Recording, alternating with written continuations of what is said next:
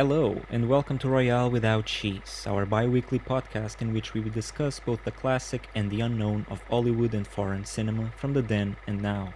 We are your hosts, me, Leonardo Miranda, Miguel Aido. How do you do? I do good. And Tomas Ferreira, how are you? Hello, Jesus. Welcome. So we are three filmmakers in an informal dialogue with a film review each episode. As part of our happy hour, reviews in both English and Portuguese will be available for different listeners. Today's episode will be in English and we'll be having a go at Jean-Luc Godard's Alphaville. Portuguese speakers can head to the Portuguese labeled content section. So now sit back and enjoy the show. Monsieur Godard, dans le monde des films, dans le monde des cinéma, la réalité de Alphaville. How's your relationship with Godard, Tomas? Of course, I enjoyed it. How's it going? Are there any progresses? Oh, I've seen Breathless, I've seen Vivre sa vie, I've seen this one, and all fine. I think I haven't seen him in a long while, so That's just his films. We're talking about your relationship with the man. my relationship is better. Marriage I mean, counseling? No, exactly that. I mean, the relationship with him is my relationship with the film. So, tive a ver este e fiquei tipo, this is not bad. So, tipo, nenhum irritou-me, nenhum pôs out of it. So, I thought he had really interesting ideas. And, The film starts a bit strangely because there's this bit of repetitive music, like this. I don't know what the instrument is. Like the jazzier one? Or It's not jazzy. No, if it's you're like talking- a horror sort of. Oh, that one, yeah. Bit. With the flashlight. And Yeah, there's a also, yeah.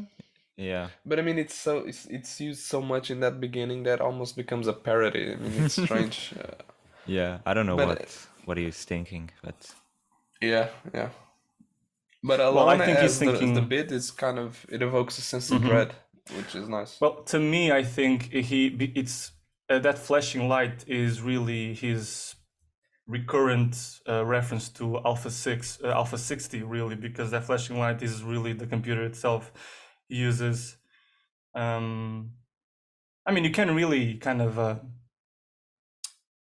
speculate that the light both functions has the computer and the reference to the noir, because there's something about him and the world of cars and the road at night that is recurrent in the film itself, even if it is just to play with it as an idea. So maybe the light is also reference to like traffic lights. There's something about it that I want to talk first, which is the irony that he uses in the film, and his humor has a byproduct of him breaking the rules of, I think, a solid construction in fiction, because there are a lot of moments, for example, in the hotel where he has these various things happen in a row. For example, right in the beginning, the opening scene, it's kind of ridiculous because he's almost saying, I want to get rid of all of this, that corresponds to the reference in the noir genre, so we can get along with the ideas that I want to express. Like he gets in there, he's all, all right, let's go to bathroom, and then the girl enters and she goes to the bathroom. I'm a seductress, third class. She gets in there, and then So much suddenly things are happening there. in that and scene. suddenly in the bathroom closet, the man comes out. Oh, who are you? And then he punches him, and then the man goes. Three glass doors. He just gets in there, pow. Then he falls on the bed, on the bed, starts shooting, bang, and then it goes away. And it's like, okay, now that's done. We can carry on. It's almost like, I think that for him, what's interesting for me on that respect, just thinking of this opening, let's say, one of the first scenes in the film, is that his continuity is not one of a solidified mainstream cinema where the continuity is, well, literally speaking, narrative continuity, but really continuity of ideas.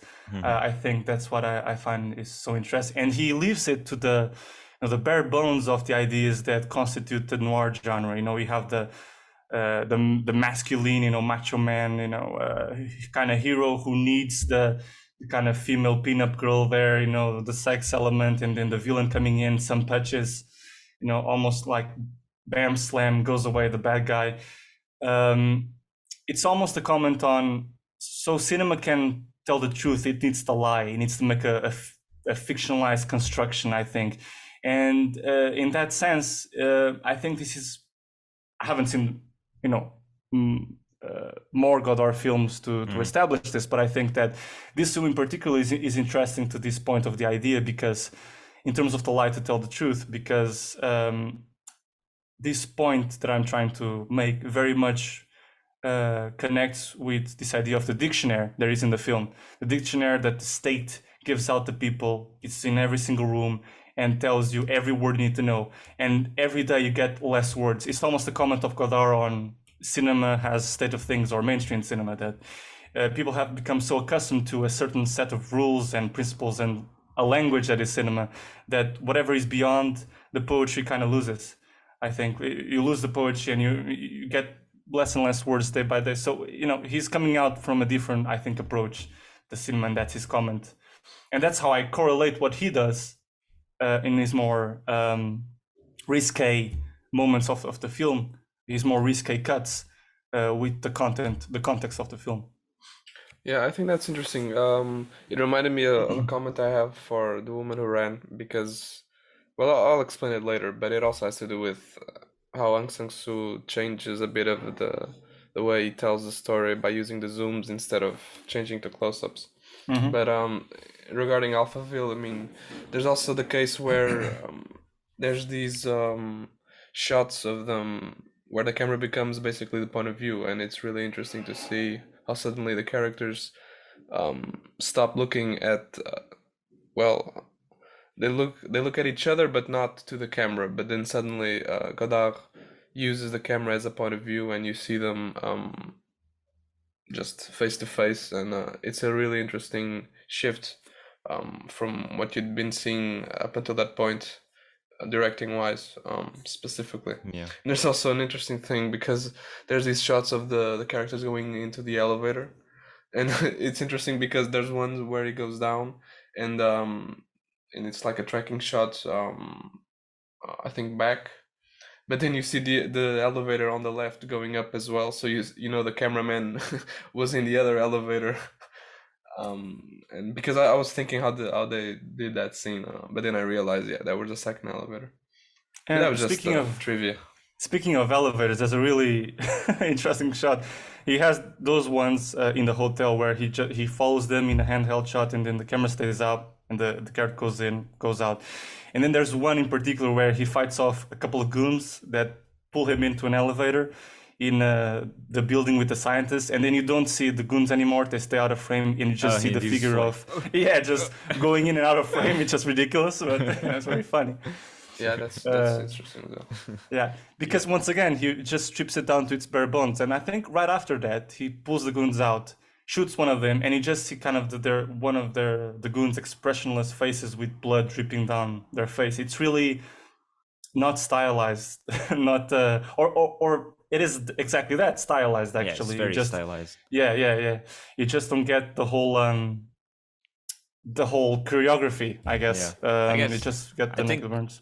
Godard, like, what's interesting to me with this film, I mean, so many things, but one of the interesting things is that even though it's probably one of his most like serious films in terms of emotions, like the characters are very, because of the nature of the film, in the world that it is set, like the people are very logical, people are very, blank faced, they got that stare, but he's still like he's still pulling from all kinds of influences. So you got the noir, you got the sci-fi, but even you got the slapstick. You were talking about that scene in the hotel in the beginning, the guy going through the doors and through the windows or whatever. Like, it's very screwball comedy kind of like. And that scene of the Lemmy getting punched by the two guys and going around the frame instead of seeing them actually getting punched, it's also very comical.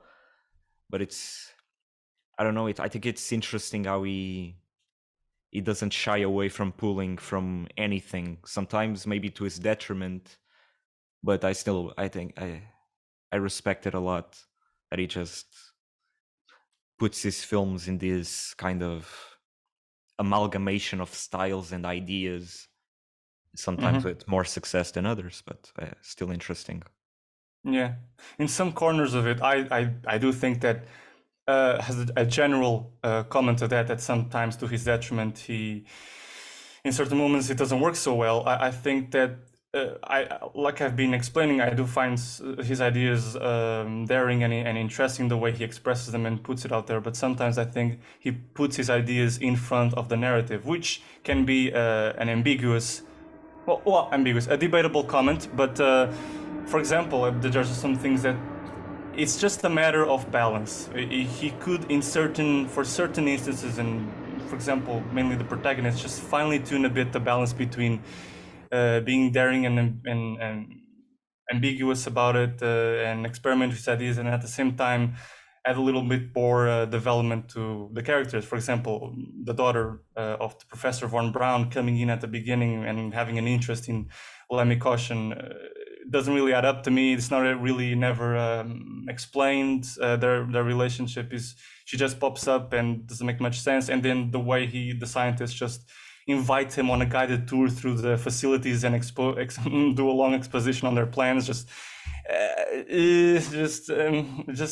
I know he's a journalist, but you know, you need it's not enough. But then again, you have scenes like the pool, which I love. I love the scene with the pool.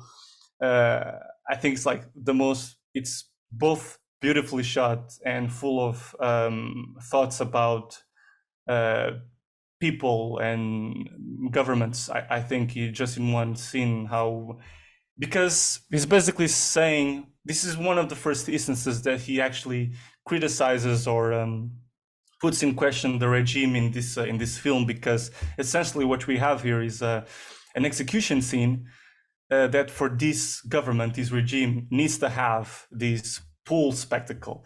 And the question is, but why does this capital punishment sequence needs to have this spectacle of a scene? You know, it seems contradictory in a way. The human being needs to alight the death, this parade thing. Supposedly a regime that wants to push away feelings and love and all that. I found that to be interesting. And the irony is, these are men who are being executed because of their love for women, I think, because one of them cried for the woman he loved. And so then you have women swimming for him and drowning him because the shot wasn't enough or something. So I found that very interesting. And the way that he also visually tells this, not just through what people tell that the scene is, because oftentimes you have Lemmy Caution serving as the reference point for the audience to understand scenes, because he questions things a lot. Why is this like this? Why is that like that? Also in the scene itself, you have this beautiful shot of a swimmer just showing off her legs, just in a dance and in a traveling, in a tracking shot along the pool, just seeing her swim. It's very elegant. It just comments everything. So you have violence, but at the same time, you have these little moments of spectacle. They're swimming back and forth. What do you think of that? Yeah, I thought it was an interesting scene, and as you said, it's not only the first signal of the critique that he makes of this government, not so much government, but the society in general, how they operate, but also really, I mean, of the themes of the film, I think, because up until that point, the film is a bit a mixed bag of ideas, and you understand everyone is a bit aloof and there's something going on, but I mean, it's not up until that scene where you realize, okay, this is about love and emotions, and how the characters are able to potentiate or not those emotions, and in this city that doesn't happen. So I think, yeah, that was an interesting scene for me as well. Quite curious. And the whole thing with the characters being aloof, I think that's one of the more interesting ways the film is a sci-fi, because it's not so much the visuals itself, although plenty of it is visually sort of reminiscent of a sci-fi film, but I mean, not so much in terms of scenery, because it's just a city and buildings. Not too much is sort of futuristic But in terms of characters and their behavior, you very much feel like you're in sort of a dystopia city where there's this bleak atmosphere, and everyone seems kind of brainwashed or brain changed somehow, and and yeah, it's this aloofness that they all go through with exaggerated emotions, that really speaks to this sort of censorship that is happening, and their lack of emotion, and the robotic demeanor, and well, as we said, it's because of how they're so logical, and I mean, in that regard, in terms of being logical, there's also that case where when Lemmy introduces himself to many women, they're always saying like, "Yeah, thank you, I'm fine, thank you." Like they're anticipating. It's like they're so logical that they're already having this sort of conversation in advance with the person that is introducing to them, that is being introduced to them, and yeah, it's another bit of how these people are sort of programmed, I guess. Yeah. Yeah.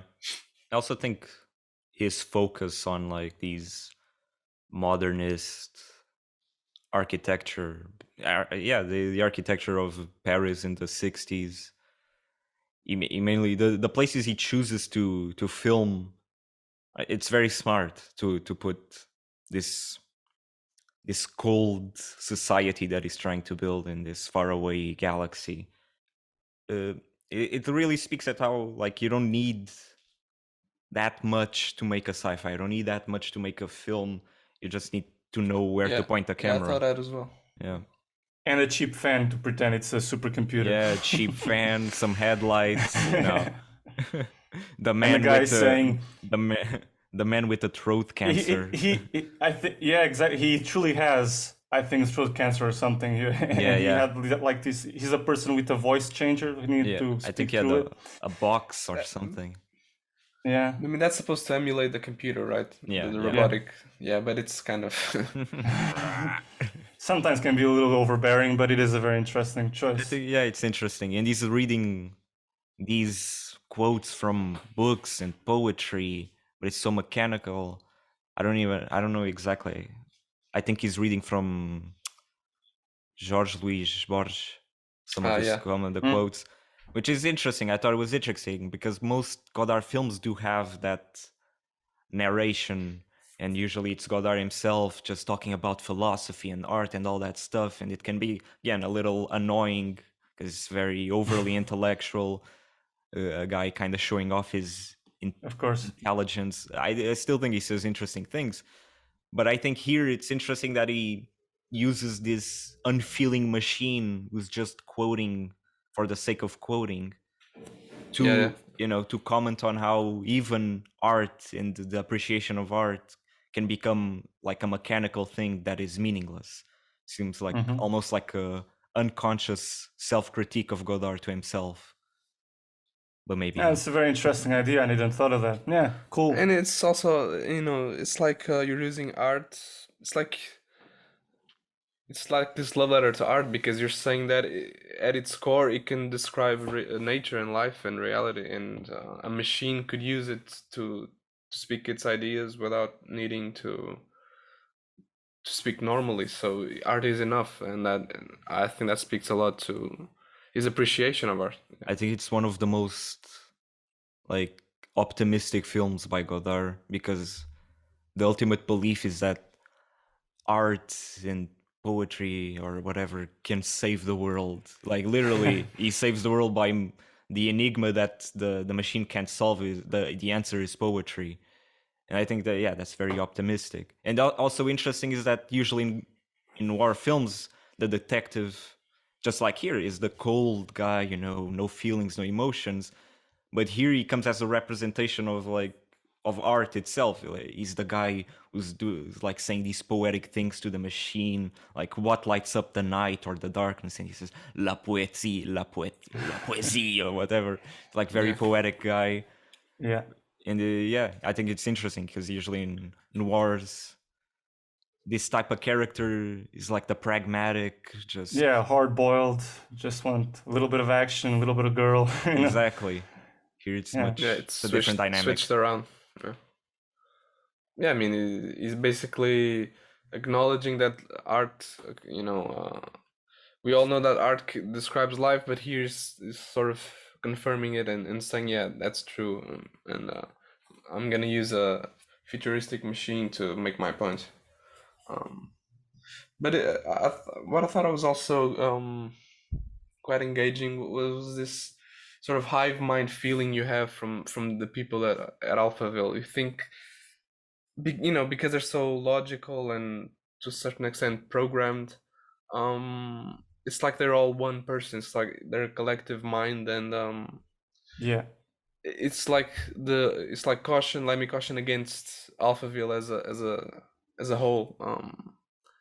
And I thought that was really Yeah, like the final scene where he's just not final scene, but like one of the final moments where he's just coming across rooms and shooting people like left and right. It's just really funny. Just like he cuts to a different shot, suddenly pops into frame, just shoots and shoots. Yeah. It's really funny. Oh my god. I really laughed hard the first scene when I saw him, like that first action bit in the hotel was crazy. Yeah, that one is really funny also because of the cut to the outside, and then there's just the little music playing. Oh yeah, and the way he uses music. Yeah. Yeah, that song he plays routinely. I don't know, because it's different than the rest of the score, which is a lot more. I don't know.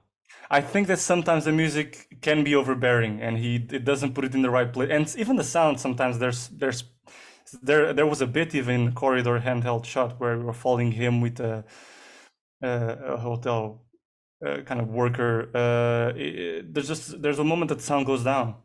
So there's some moments where the sound is not perfect, but that's just, hey, I guess that's just it's the way it is. Godard always cutting down the sound. That shot you're talking about is probably the really long take in the beginning, right?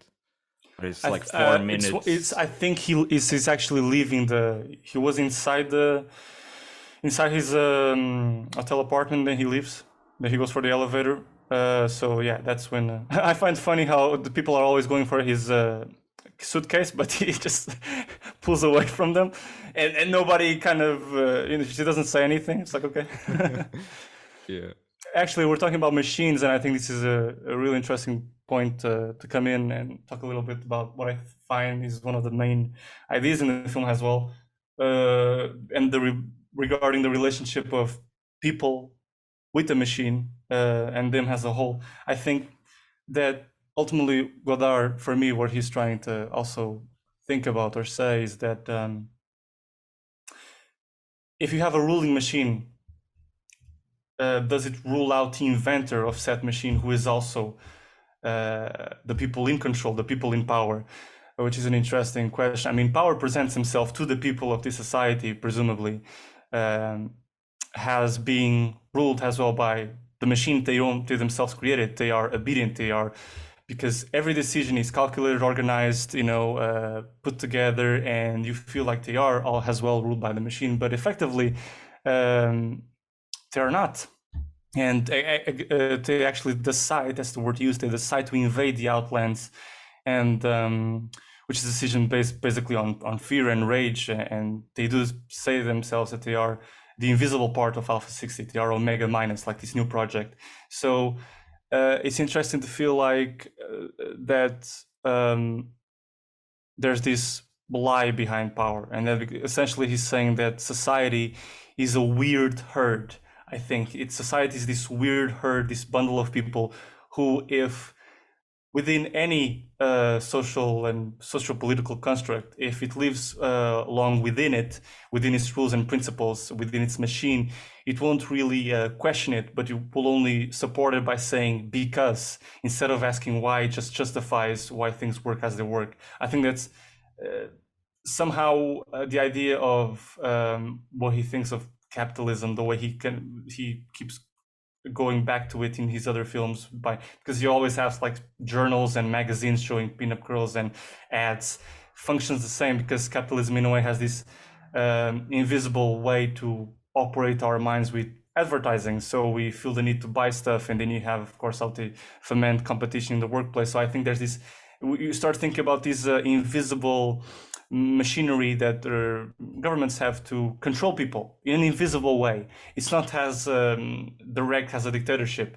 And then, so I think about this aspect, then I think back to what I see in Alphaville, and I think about these invisible controls over society.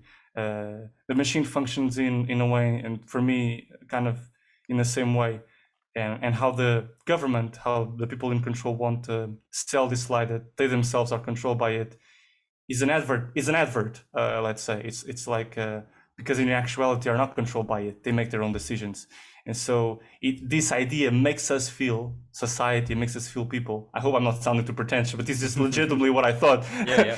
That this makes me feel as a person, as I was watching the film, like a stupid little sheep, like a weird herd controlled by a lie, and actually people in power who claim themselves to be also like us in a way. Always have a leg up, that's how the film makes me feel. Yeah, I'm surprised. I don't know how you feel about 60 this.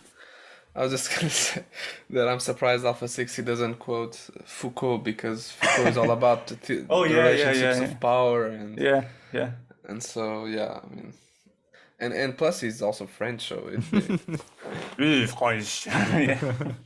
Yeah, but I think it's interesting how here Godard focused specifically on science and how technology and science is used to enact that control.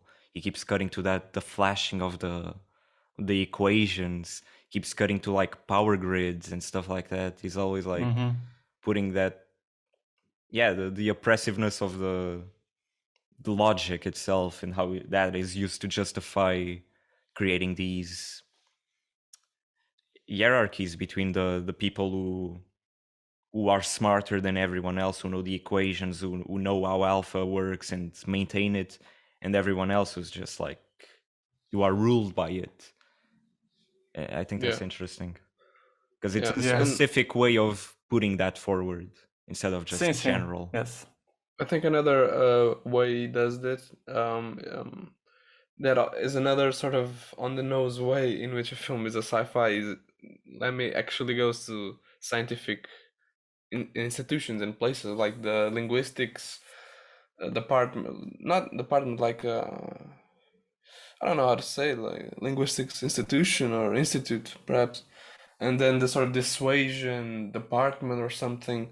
So it's like even the places he goes to in solving his case are all related to science in some way, and it's like this thing to not thing to beat, but thing to that is always a next step to him. Science and logic and all of these things. Yeah, always in conflict with art or with the less rational, right? Meaning, this the figure of the detective. He's always coming in with that camera of his flashing away, like nobody stops him. It's like tick tick tick tick tick. It's just ridiculous. I'm looking at him. It's like, what the heck? Nobody stops this man. It's ridiculous. And he's not like inconspicuous at all. It's like in an elevator. Two people are on one side of the elevator. He's just taking pictures, flashing away, looking all secret behind my little camera. Not really. He's the least believable journalist in the world. Oh yeah. Yes. No way, man. Come on. You know what? There's also an agent, because he has various objectives throughout this film, and one of his first objectives is like finding this agent, Dickinson, I think. Dickinson. And I remembered his face from somewhere. I was looking at him. Where did I see this fat dude before? And he's from Touch of Evil. He's from Touch of Evil. If you have ever seen it, he is Mr. Arkadin too. Wells film. I think he's a guy, he works a lot with Wells. Yeah. In general. Yeah, that's the one thing I remember with him and Wells. It's like he's Joe, a Mexican. He has an amazing death scene.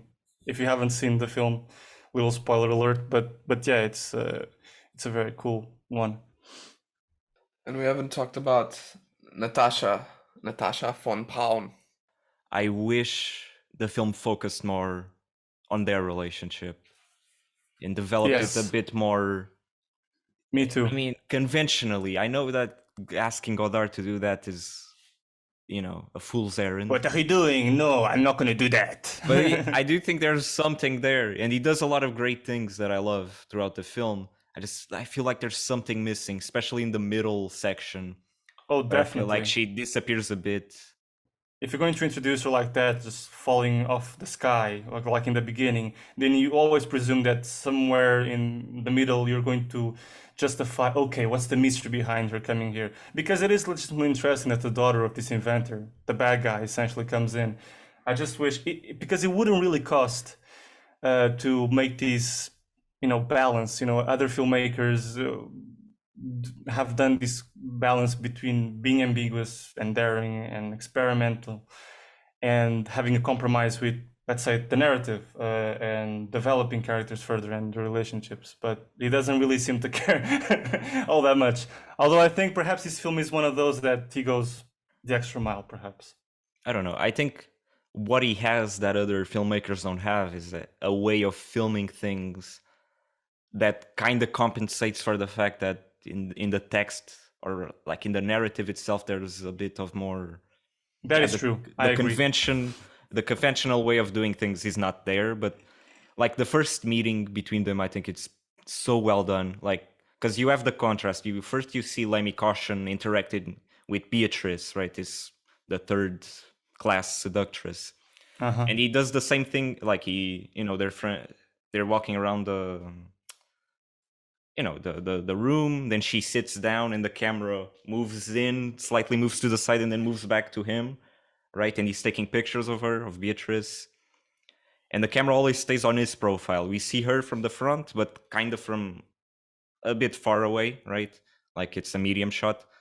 And we never see Caution from the front. He's always taking her photos, and we see his profile here, and then we see his profile from the left. Then when Natasha comes in, immediately the camera is like on her face in a way that we weren't with Beatrice. So we are on her face. She comes in the room and the camera follows her. Another thing that it didn't really do with Beatrice. Beatrice, like when Beatrice was in the room, we always followed Lemmy. Whereas when it's Anna Karina and Eddie Constantine, the camera is like moving between them. There's a flow there. And then when she sits down, right, to do again the routine that he always does of taking the picture, Caution, the camera does again that movement of going left and then right, but it stays much longer with her, and then it goes to him, and then then Godard does that thing of that Miguel was talking earlier, where the camera moves and suddenly it becomes the POV of each character, so they're looking directly at the camera, so they're looking at each other.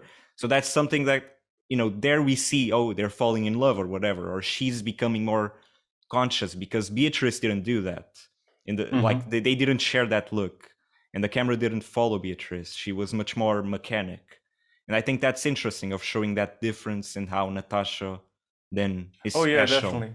I think that on that respect, just because we're talking about perfectioning that balance, visually speaking, I think it compensates definitely. And I felt that when I saw the scene between the mini hotel. This is Lemmy and Natasha von Braun, and the whole thing with the POV, they're becoming centered with each other, and they have a really nice interchange there, and they're almost kind of, for the first time, they speak the same language, I think, and it goes beyond the aloofness that Miguel was speaking of. She's inquiring about what is consciousness, and then he adds up with,